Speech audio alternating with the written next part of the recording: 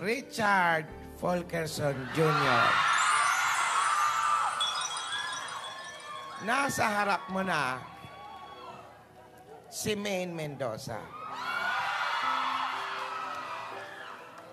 Si Divina at si Maine ay iisa.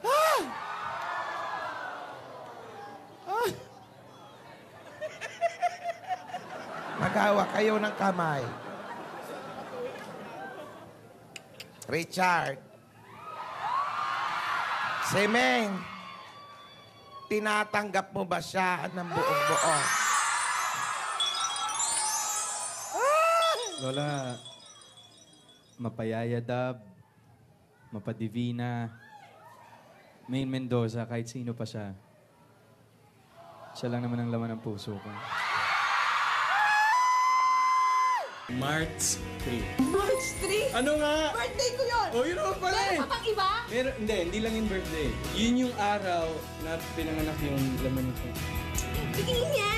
Ay, ikaw talaga.